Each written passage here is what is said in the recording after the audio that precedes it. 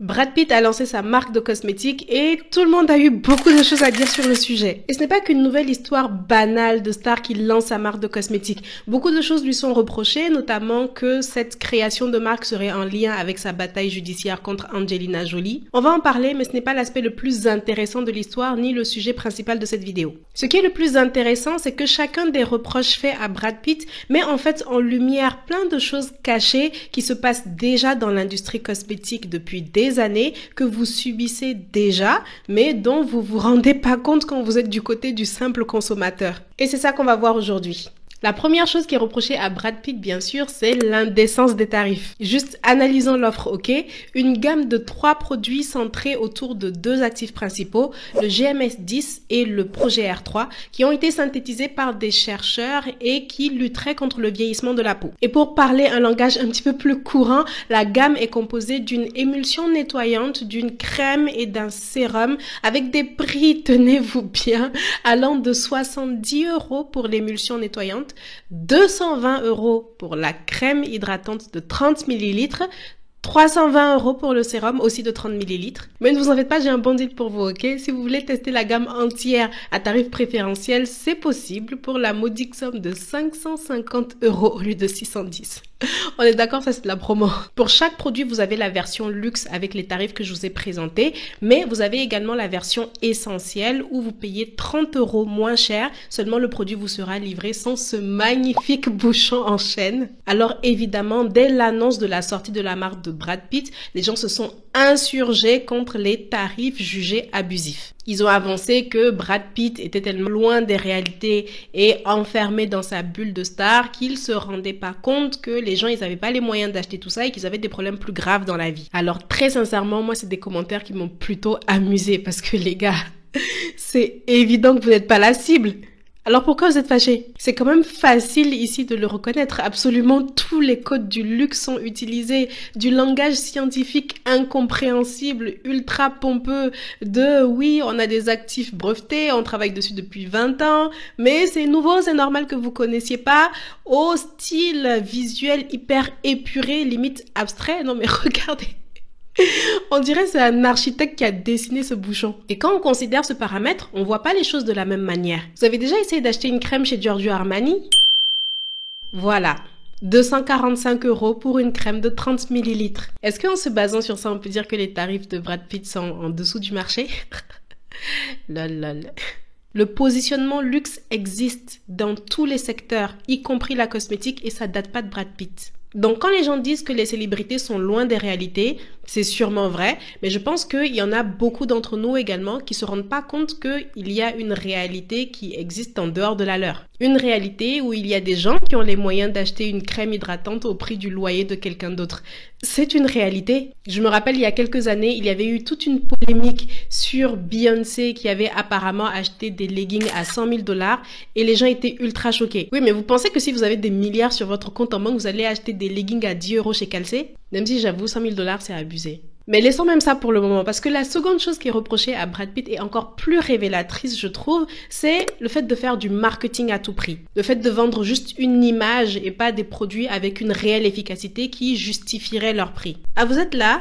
Bienvenue dans l'industrie cosmétique où on vous vend exactement le même produit, avec la même composition, fabriqué par la même personne, mais juste selon la marque qui va être apposée sur l'emballage, le produit peut autant coûter 5 € que 150. Quand j'ai créé ma marque, c'est là que moi-même je me suis rendu compte de plein de choses et que j'ai compris malheureusement que la façon dont vous alliez communiquer sur les propriétés d'un produit l'emportait sur les dites propriétés. Et je dis malheureusement, j'ai été vraiment triste de le constater. Parce que au départ, moi j'étais super contente de présenter tous les process de fabrication, les détails de formulation, etc. Mais c'est pas ça la vente. C'est pour ça que beaucoup de produits qui buzzent sur le marché, c'est des produits tout pourris, mais qui sont portés par des génies du marketing. Mais attention, il faut quand même que le produit il marche un minimum derrière pour que ce soit durable. Parce que si ça buzz, les gens vont acheter rapidement, ok. Mais s'ils se rendent compte que c'est nimp, ils vont pas revenir, faut pas déconner non plus. Mais regardez le marché, les produits qui font le plus de bruit, c'est pas non plus des produits hyper révolutionnaires pour ce qui est de la conception, c'est des produits hyper basiques qui font le taf, mais qui sont bien packagés, bien marketés. Dans le cas de Brad Pitt, qu'est-ce qui est reproché exactement quand on parle d'abus de marketing? So it says 99% from natural origin, exclusive patent active compounds, proven results, dermatology tested, vegan, gender neutral. Le terme genderless, gender neutral, qui désigne le fait que les produits cosmétiques soient adaptés donc à tous les genres dérange, parce que si on y réfléchit, la majorité des produits cosmétiques sont d'office genderless. On base la création d'une crème hydratante sur un type de peau, pas sur est-ce qu'elle va être portée par un homme ou par une femme. Mais le fait est que l'industrie cosmétique a été pendant tellement longtemps ultra centré sur les femmes et a créé des stéréotypes plus débiles les uns que les autres que entendre une marque qui est là pour tout le monde et débunker certaines fausses croyances, ça peut être rafraîchissant pour certaines personnes. Et l'équipe derrière la marque, le domaine, ils le savent très bien, donc ils l'intègrent à leur stratégie. Pareil sur les questions d'environnement, ils parlent d'upcycling, les produits sont vegan, toutes les questions du moment sont dans le domaine. Et quand une marque populaire comme ça s'approprie de telles valeurs, il y a toujours la question du est-ce que c'est sincère ou c'est juste parce que c'est dans l'air du temps? Est-ce qu'il y a un réel moyen de le savoir? On peut que se fier aux œuvres qu'ils nous présentent, mais la vérité aussi, il faut se l'avouer, c'est que s'ils n'avaient pas intégré ces valeurs à leur communication, les gens n'auraient pas été contents non plus et ils auraient également parlé.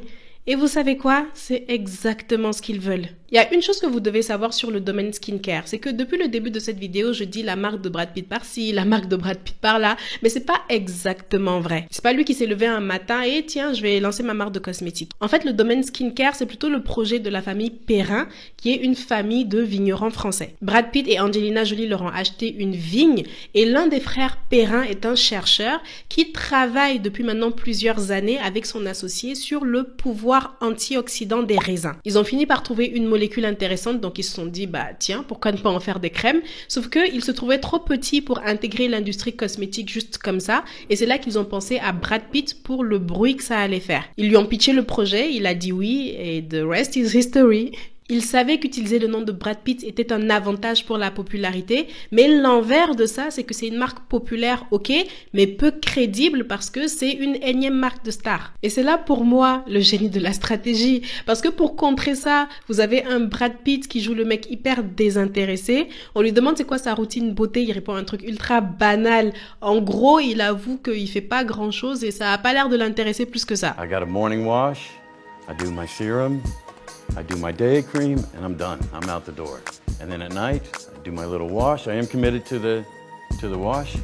I do my serum and I do the night cream. Done.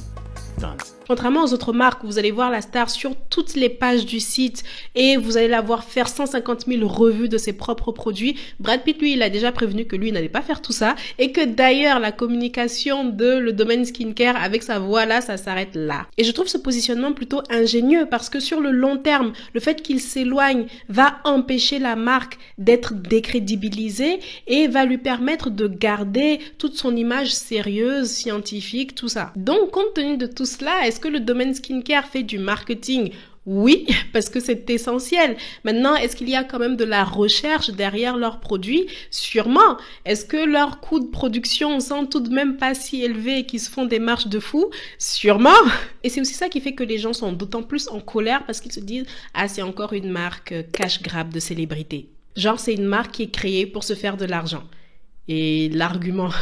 Enfin, je pense que oui, parce que c'est quoi le but d'une entreprise? Quel est le but de Brad Pitt?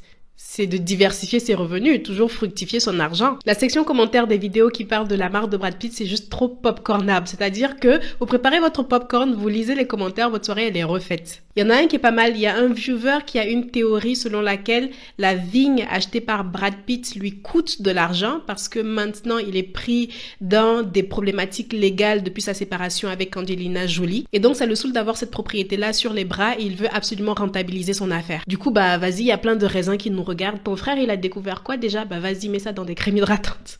Et c'est pas mal comme théorie, n'est-ce pas? Mais quoi qu'il en soit, il est certain et pour moi très évident qu'il a acquis le domaine pour tirer du profit, pas pour s'asseoir là devant les raisins à boire du vin toute la journée. Ce qui énerve les gens aussi, c'est qu'il n'y connaît rien. Il n'est pas dermatologue, pourquoi s'étendre à la cosmétique? By the way, Okay, this is a man who has actually admitted he did not have a skincare routine. What qualifies this man to be the face of a skincare line? Oui, mais oh, bienvenue dans un monde où on n'a pas besoin de connaître par cœur le fonctionnement de la peau pour créer sa marque, parce que on peut se faire accompagner de professionnels qui, eux, ont ces connaissances. Des personnes non célèbres le font tous les jours et ça pose pas de problème. Pourtant, elles ont moins les moyens de s'entourer d'experts aussi calés que ceux de Brad Pitt. Je donne clairement l'impression d'être une groupie de Brad Pitt ici, alors que pas du tout. Et j'ai même honte de l'avouer, mais je fais partie de la team qui l'aime pas parce qu'il a quitté Jennifer Aniston.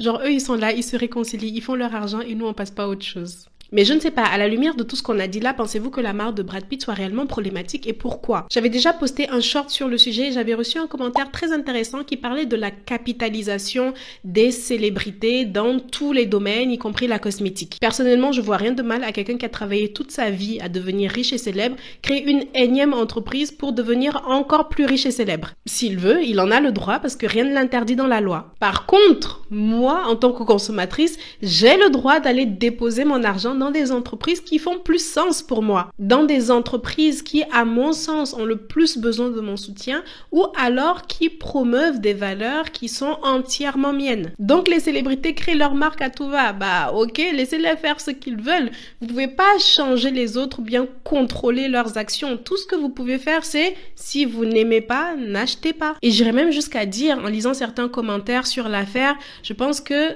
ça peut traduire un phénomène de société encore plus profond qui est une réelle aversion pour les riches. J'ai déjà abordé un petit peu ce sujet sur les leçons que j'ai apprises sur l'argent, à quel point ça peut révéler sur votre état d'esprit par rapport à cette ressource et comment est-ce que ça peut définir votre situation financière actuelle. Je vous laisse aller regarder si ce n'est déjà fait.